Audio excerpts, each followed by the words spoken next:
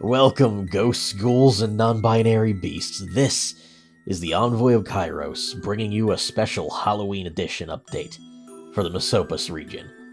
I've got a swath of spooks and scares for you today, covering an interesting range of types.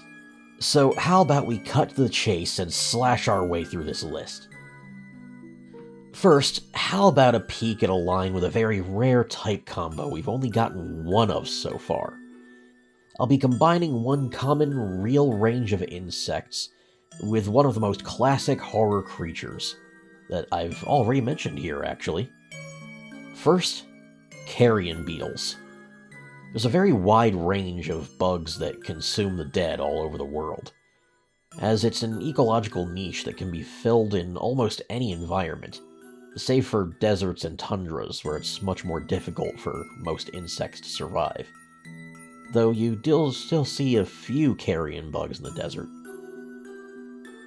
Despite being so common, they're also, well, eating the dead, which has parallels with a lot of creepy myths from all over the world. As such, connecting them to the original legend of ghouls should be pretty obvious. Humanoid man-eating monstrosities, pale and gangly, eager to consume mankind, dead or alive. Ironically enough, these creatures do actually originate from the Middle East, although they've been retranslated and used in most cultures around the world since. So, combining the two, we begin with Festerpest. I think its name is pretty self-explanatory, and I'm pretty proud of the segments of its grub body being shaped like cartoon skulls. I think that was a pretty inspired design decision. From here, they pupate into Cophilis, obviously meaning a coffin chrysalis. The body shape really suits the classic hexagonal coffin design, with broad shoulder room, which its lanky evolution will definitely need as it develops. Lastly, they finish pupating and become necrophony. Their name is derived from Necrophorinae, one of the families of carrion beetles. Necro, as in dead, and phony for fake, as it appears to be an animate skeleton, but it's really just a skeletally designed carapace. Their whole line is, of course, Bug Ghost, giving us something less gimmicky than Shedinja to work with in that type niche. You can expect them to be great physical bruisers with a wide range of attack types, stacking their moveset with all the bone attacks and a few good poison moves as well. Also, here's their shiny variants. I'm sure many of you can guess the inspirations for both color sets. Next, we have a branching gender dimorphic line from a pair of similar ancient legends from the area. This little one here is Tuskare. Timid, but normally eager to prove itself and scare anyone who crosses its path, though it's not very efficient at doing so yet. It's pure dark type, but expect its evolutions to branch in two directions. It may appear relatively harmless now, but once it evolves, that changes fast. A male Tuskare evolves into Divius.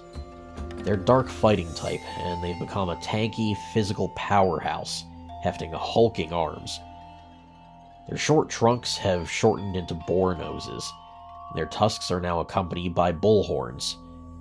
These muscly monsters are based on Div, massive, masculine devil entities of Persian folklore that live for combat and strife, assaulting anyone who get in their way, while also leaving curses and ruin in their wake.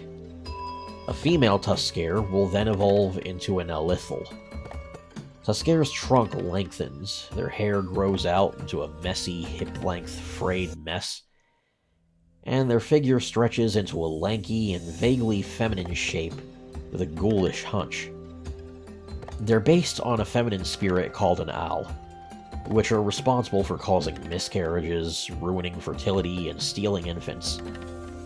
They run on Fey logic, and have rules like being able to retrieve a taken child if you catch up to them before they cross running water. They have many variations, but one states that the first owl was created as Adam's first wife, hence this Pokemon's name being a combination of owl, Lilith, and lethal. Of course, this one's Dark Fairy. Seeing as both legends involve a humanoid and violent monster of opposite gender with long noses and tusks, it felt natural to link the two together as a gender dimorphic line. And given their violent natures focused largely on their own genders, they both come with the ability Rivalry. And of course, here's the shinies, soaked in blue blood. Guess these guys love hunting the rich. Maybe they're not so evil, huh? Well, moving on, how about a classic Pokemon trope? No matter how far a region is from Japan, there's always going to be a Pokemon based on a yokai, so long as it's related to the culture of the region in question somehow. So, which should I put here? Well, looking into the history of inventions in this area, it seems the first historical representation of a collapsing umbrella was used by King Xerxes. As such, how about we make a Kasa Obake Pokemon? This is Parasol, a goofy little guy with a simple and fun design.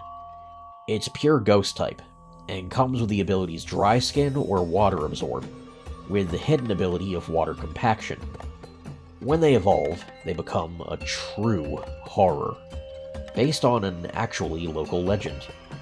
There's a creature called a Nasnas, that's basically a man with only one of each part, including limbs, eyes, and so forth. Some are depicted with tails as well. Despite this seemingly crippling limitation, they're actually insanely strong, capable of, well, to quote the Russian Badger, leaping over buildings and into your ribcage. Their single-limbed and cloaked figures suit the shape of Parasol quite well, so they evolve into the ghost-fighting type Mononasty. If you spot one of these in the desert, even just the silhouette of one through a sandstorm, it's highly suggested you run. And even if you do, if they've spotted you, it will only take a single leap for them to catch up. And now that you've been maimed by one of these things, you'll be looking for some vast supernatural power to heal you in the aftermath. Well, look no further than Jinvisivile. As the name suggests, they're a Jin, but based more on the original concept than the modernized depiction. Jin are described as having been born of air rather than man having been born of earth.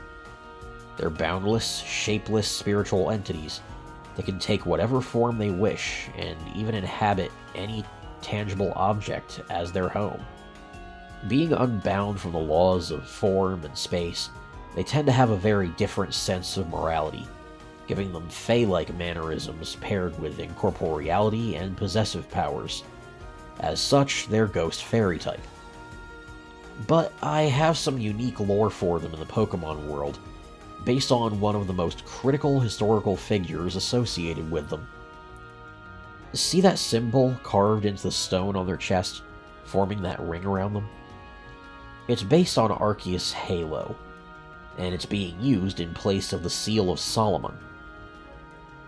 In ancient times, the greatest of wise men and priests would use this seal to collect and contain large amounts of formless spiritual energy that would cause random curses, illnesses, and various other supernatural phenomena.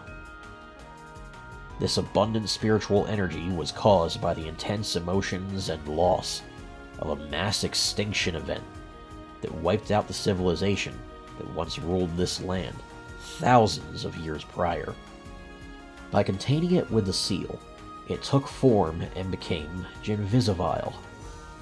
Many of them were rather violent and dangerous at first, but as time passed, they began to perpetuate their own existence by carving the seal themselves, when many of them grew old and gathered to die and pass their energy to fresh spirits.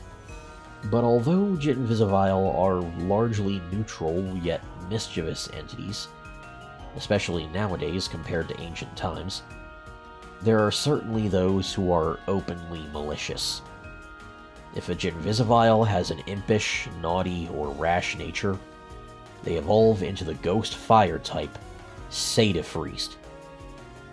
They're based on Ifrit, the classification of overtly evil Jinn, and of course the other half of their name is based on Sadist. These creatures revel in causing pain and suffering. The seal binding their form condenses, attempting to limit the power of this creature and make it possible to command them at all. Without the seal, they would never follow any orders, no matter how strong a trainer's will. But they also fail to maintain their physical form and explode outwards should the seal be broken. Only a few have ever managed to grow strong enough to persist without the seal, and those who have become horrors of legend that I'm not quite prepared to show you yet. And now we come to the last of our nightmarish new entities for the Mesopan Pokedex. It's finally time to introduce you to the evolutions of Larvimic and Nymphake. I told you all a while ago that these two would become some truly horrendous new Pokemon. They share a different gimmick entirely from their first stages, and what precisely it is makes them some of the greatest aggressors in the region. Both of these Pokemon have public extermination orders.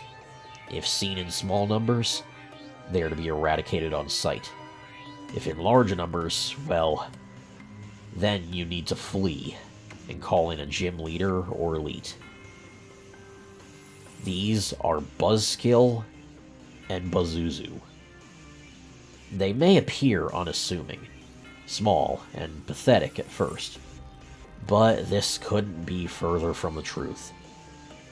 The ability they share is Swarming, a bug-type equivalent of Wishy-Washy's schooling ability, and their swarmed forms are absolute nightmares. The swarming form of Buzzkill is a fast, yet physically durable technical unit that specializes in rapidly restoring its relatively small health pool as it drains your own away in a matter of a few turns. It armors and arms itself with the bones of a Donphan, befitting the many myths of mosquito swarms rapidly exsanguinating and mummifying elephants. They are partially based on the plague demon Asag. It's described as having 3 arms, dark rock-like skin, hence the bone armor, and many eyes. Should its many eyes fall upon you, your best hope is that you're somehow faster than them. And then there's its counterpart. This is the swarm form of Pazuzu, a towering insectoid hulk with legs of controlled sand, towering far over any of its victims. Pazuzu is of course based on the demon lord of famine, Pazuzu. I've even gone out of my way to pose them similarly to the statues, though with a more interesting perspective. They exist to consume and leave the land infertile and dry, eradicating crops and starving entire civilizations if left unchecked. They're a special bruiser, taking and dealing damage in equal measure. Even if you manage to take them down, the damage caused will be vast and unforgettable. These two titanic terrors are among the best-known public threats in the region, and trainers are rarely allowed to tame and train them. Only those who have proven themselves in the League are allowed to attempt it, just as those ranking highly in the League are called upon to handle any that are sighted throughout the region. Well, I think that's enough horror for one Pokedex. For now. I still have some rather huge additions for you coming up. One video proving to be much more of a hassle to make than I intended. But it will be done eventually. It's just gonna take some time. Next month, maybe? December? Nah, who am I kidding? You won't see this next huge production until January. That's the real horror here. The content creation process. Well, thanks for watching, guys. And happy Halloween.